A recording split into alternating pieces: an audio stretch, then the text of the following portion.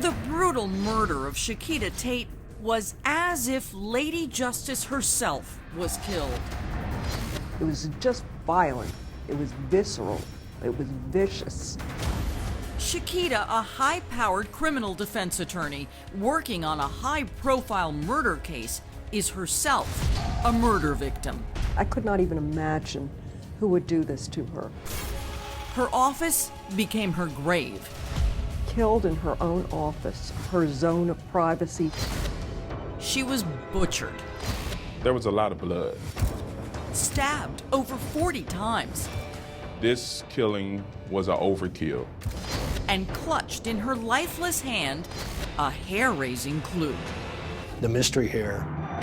Who killed Chiquita? A robber? A disgruntled client? Or was Chiquita caught up in a lesbian love triangle turned deadly? Well, maybe that's the reason why the hair was in the hand. Baton Rouge, Louisiana, a sleepy southern city with a charming old state capital that looks like a castle. Have a good one. And around here, the always friendly Chiquita was the queen of the courthouse. How was she viewed as a lawyer? Where we from, they called her the ghetto lawyer, the ghetto superstar lawyer. Danita Tate says her little sister Chiquita was a feisty force to be reckoned with. What was her personality like? Wow, something you just can't explain, because with Chiquita, you never knew what you was gonna get. Chiquita was the hope for a family without a father and a mother who checked out. My mother got on drugs, and my grandfather used to tell her when she was growing up, with that mouth, you better be a preacher or attorney, one or the other, with that mouth you have. Attorney it was, and with her good grades, Chiquita was accepted to the prestigious Southern University Law Center in Baton Rouge. Was that an easy thing for her to achieve? How hard was it for her? It was easy. She passed the bar on the first try. Chiquita loved the law so much, she even had a tattoo of Lady Justice on her back. And no one admired Chiquita's legal skills more than her chief adversary, First Assistant District Attorney Prem Burns. When she walked into a courtroom, it was like she took over. She owned it. You could hear the shoes, the sound of the shoes walking in. I had always seen her as the aggressor, the one who was strong. It seems no one could tame Chiquita until a chance encounter on the road with a smiling guy in a Mercedes. Supposedly they met at a red light. He cut in front of her and she cursed him out. And that's how they met. It was love at first sight. She was like, that was the perfect guy for her. Greg Harris was that perfect guy, and money wasn't a problem. He was a successful construction worker, and Chiquita was flush with cash from a big case. She had just won a $500,000 settlement. And Danita says it didn't take long until they walked down the aisle. But the preacher say he told her, if this not what you want to do, don't do it. Your sister had some form of apprehension. Right. But was she happy with him? Was she in love with him? Well, I guess she was. Not exactly a ringing endorsement from the big sister who saw Chiquita every day. Danita worked as her legal secretary and met some of her shady defendants. You knew all the cases and the people. Right. She was not afraid of the tough. No. I mean, she had some of... She was tough. She was tough? She was tough.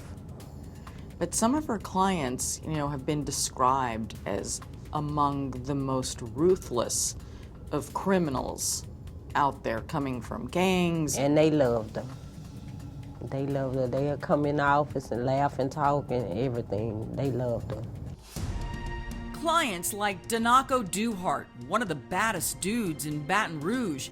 He and his brother Darius were accused of beating and burning a man to death. Chiquita represented Donaco in the murder case. And he was like, she said she was gonna get me out, and she did. He got out all right. The state ultimately dropped the charges against the Duharts when something strange happened. They were up to go to trial, and one of the main witnesses in that crime turned up dead. Were the Duharts responsible? They've never been charged in connection with that killing. Chiquita was working on their case when our affiliate, WAFB, caught up with her outside the courthouse. It seems to me that he was very tearful in reiterating the fact. That evening, Chiquita was working late preparing briefs. She called Danita, who was homesick. She was like, I don't think I could do the married thing anymore. I was like, girl, whatever, bye. And I hung up because she always say that lately during that time. And then she'll say, we decided we were gonna make it work or whatever. The marriage was apparently working well enough for Chiquita to ask Greg to come downtown and bring her dinner. While he was there, he started assisting her with shellacking her shelves because she was doing some upgrades in her office. During some point, one of her clients arrived to bring some money for a case. The husband went downstairs, propped the door open, went outside, got the money from the client, and went back upstairs to give it to his wife. At some point, he told her he was tired, and she said, well, baby, just go on home. I got this. I'll be home later. Chiquita never made it home. The next time she would leave her office would be in a body bag. Coming up, the murder investigation of Chiquita Tate consumes Baton Rouge like a hurricane. Her face was cut repeatedly, as if to disfigure her intentionally. Detectives find bloody evidence that points to a woman. I said, that doesn't look right. And the bizarre tip that sends cops in a crazy direction. Chiquita was involved in a lesbian love triangle. Her face was cut repeatedly, as if to disfigure her intentionally, to say, okay, you think you're so good, you think you're beautiful, you think you're better than I am, let me show you.